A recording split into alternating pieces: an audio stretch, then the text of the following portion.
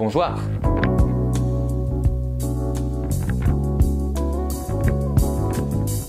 Je vous souhaite la bienvenue dans cette nouvelle émission qui s'appelle Ciné Cosy, une émission qui va me permettre de parler de films que j'ai vus récemment au cinéma. Pour ceux qui me connaissent, je suis pas forcément friand de ce genre de format, c'est pour ça que je compte faire ça à ma manière, déjà en parlant de 3 films par émission, dans une ambiance à la fois posée et tranquille. On n'est pas bien là, entre copains, main dans la main. Et je vous ferai des retours à la fois concis et rapides sur les coups de cœur que j'ai eus pendant ce mois.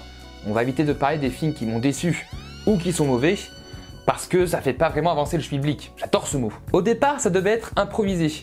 Mais après 3 essais non concluants, je me suis rendu compte que c'est mauvais en improvisation, donc ça servait à rien d'insister. En fait, je fais cette émission à la fois pour combler les attentes des quelques abonnés qui me demandaient des avis par rapport aux films récents, donc histoire de leur donner des avis en vidéo, c'est quand même plus tranquille. On va tenter de faire une vidéo par mois pour combler le temps qu'il y a entre les sorties des prochains dual screen et des Darksides. D'ailleurs, le prochain épisode devrait pas tarder à arriver.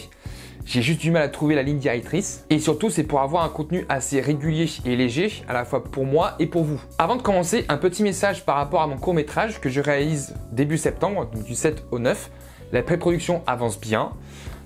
L'équipe technique se met tranquillement en place. Donc ça s'annonce sur les meilleurs auspices. Et pour vous situer un petit peu, en gros l'histoire ça parlera d'une réunion familiale qui tourne mal. PTDR, explication. En gros ce sera un mélange entre un drame familial et un thriller, avec une disparition d'une petite fille qui va entraîner une énorme discorde familiale.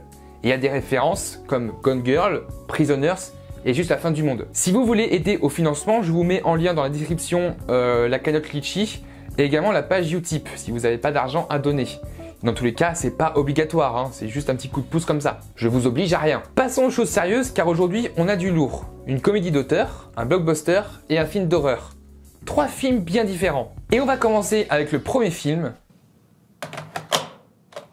Alors, Grégoire, c'est quoi ce film dans lequel on joue? Au poste de Quentin Dupieux. Quentin Dupieux, je connais ce réalisateur. Je connais son univers, je connais un petit peu ses œuvres. Mais je n'ai jamais vu un de ses films. C'est juste que je n'avais aucune occasion de voir un de ses films, c'est pour ça. Donc c'est avec mon statut de novice que je suis allé voir ce film, que j'ai adoré. Et je trouve que c'est une parfaite invitation à entrer dans son univers. C'est une comédie noire, absurde, délirante, tout ce que tu veux, mais qui sait toucher là où il faut. Et c'est là que j'ai aimé, parce que je trouve que la réalisation et l'humour sont à la fois subtils et efficaces. Bon, déjà le casting est au top, Poulvord et Ludig en premier, mais on a également des acteurs secondaires qui ont un charisme de fou, qui ont leur moment de gloire totalement improbable. Et ça fait bien plaisir. Tout repose essentiellement sur les dialogues, qui s'apparentent plus à un échange de punchline, avec des performances d'acteurs qui sont géniales. Mais on a également des gags qui viennent briser le 4e mur, des gags visuels, des gags de situation, qui viennent dynamiser et surtout surprendre le spectateur. Dont un mec, quand il fume une cigarette, la fumée sort de son téton, et un autre qui mange une huître entièrement. Littéralement entièrement. Tu sens que malgré l'absurdité, ça reste logique et cohérent dans son univers. Surtout quand tu vois son introduction. Niveau réel, c'est pareil, c'est super fin et subtil. Il y a pas mal d'idées de mise en scène qui sont super intéressantes. Par exemple, quand 2 personnages discutent, il y a toujours un élément du décor qui vient les séparer.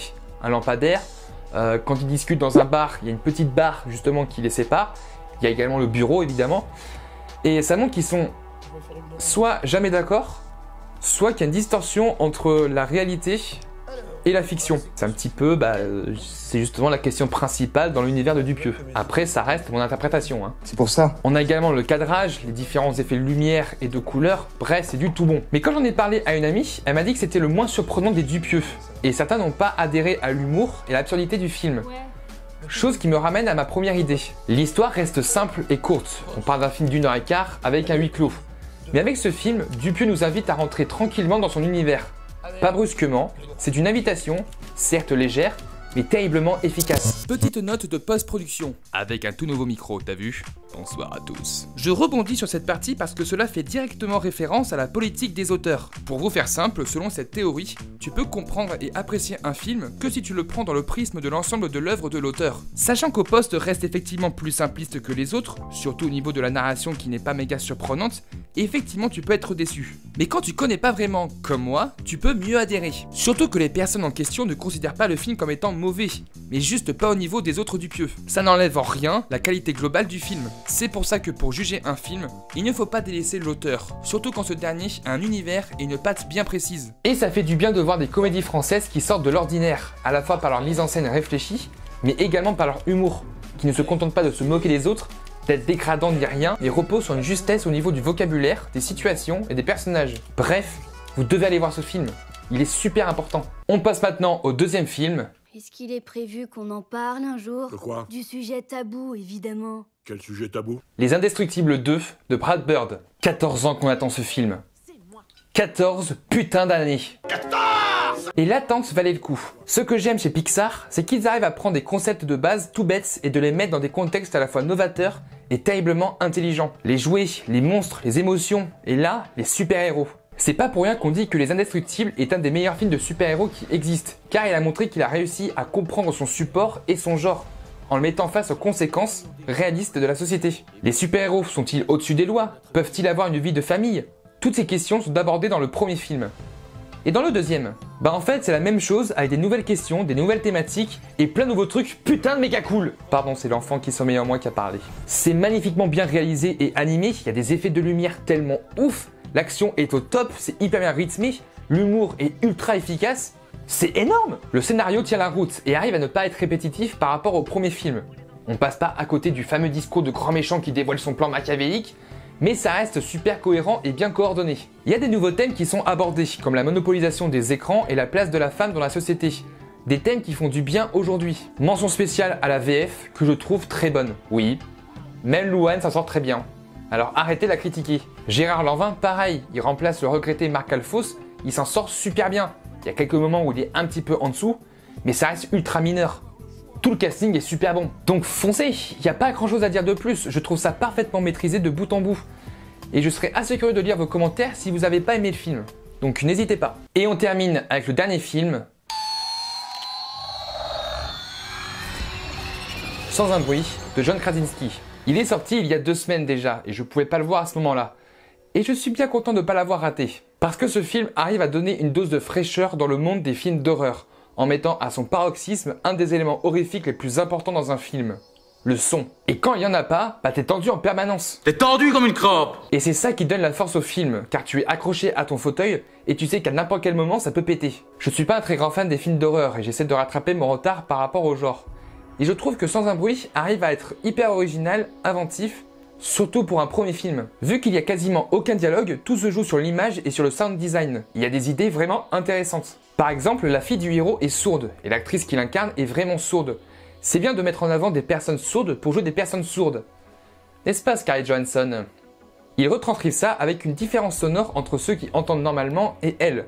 Il y a une véritable différence Il retranscrit ça avec une différence notable au niveau du son entre ceux qui entendent normalement et elle, avec un bruit très sourd par rapport au son d'ambiance et par rapport aux autres sons. Au départ, je faisais mon étudiant cinéma qui pensait que c'était dû à un mauvais mixage sonore. Putain, mais quel con! Et c'est après que j'ai compris qu'elle était vraiment sourde. Surtout après la scène d'introduction qui est juste magistrale. Au niveau de l'histoire, t'as l'impression qu'au début, il y a des incohérences ou des décisions débiles qui sont prises. Je compte pas vous spoiler. Mais tu te rends compte qu'à la fin, c'est totalement voulu parce que ça fait avancer l'histoire et que c'est pas du tout dû au hasard. Car elles apportent des thématiques qui permettent d'exploiter à fond le concept de sans un bruit. Vous savez, généralement, après un film d'horreur, on a tendance à dire qu'un tel a pris une mauvaise décision, que c'est totalement incohérent ou qu'on aurait fait totalement différemment. Et je pense qu'il faut arrêter de raisonner ainsi. Déjà parce que ces décisions sont faites pour faire avancer le récit. Et sans ces décisions ou ces actes débiles, il n'y aurait pas de récit. Et puis, justement, ce n'est pas nous à l'intérieur. Si ça se trouve, dans la même situation, on aurait la même réaction, les mêmes décisions débiles. Là, on critique, on parle et tout, parce qu'on est bien dans notre fauteuil ou devant notre ordinateur. Là, on est tranquille, on est en sécurité. Mais imaginez-vous une seule seconde dans le contexte de Sans un bruit, on se chierait dessus, littéralement. Bon, effectivement, aussi dans d'autres films, il y a des clichés et des décisions débiles. Je vous l'accorde. Bon, j'ai pas d'exemple en tête, mais je vous l'accorde. Mais là, dans ce film, les décisions qui peuvent paraître débiles sont nécessaires. Parce que justement, elle approfondit les personnages et leur psychologie. J'en profite pour dire que les acteurs sont très bons, la musique est ultra prenante et l'histoire est très bien ficelée, malgré ces petites incohérences qu'on pourrait trouver. Que moi, justement, je ne trouve pas que ce sont des incohérences. On n'échappe pas à des jumpscares foireux, évidemment. Mais honnêtement, ce ne sont pas eux qui font vraiment peur. C'est vraiment toute l'ambiance et l'atmosphère qui plane autour de cette histoire. Parce que là, on se dit que chaque objet, chaque situation peut être source de menace. Et donc il y a une tension palpable tout le temps. Si je te dis que t'es tendu, t'es tendu. C'est pas entendu, je suis pas tendu. Je te dis t'es tendu, Natacha. C'est tout. Et j'ai rarement vu un film d'horreur autant tenir un spectateur comme ça. Autant l'accrocher à son fauteuil et de se dire, putain, à tout moment, je peux flipper ma race. Surtout, encore une fois, pour un premier film. C'est un premier essai qui est putain de transformé. J'aurais aimé vous parler plus longuement de ces 3 films, mais ce n'est pas le but. Je veux vraiment vous inciter à aller les voir sans vous gâcher l'expérience, car ces 3 films vaut le coup d'œil. N'hésitez pas à me dire dans les commentaires si ce format vous plaît et à partager la vidéo dans le même temps.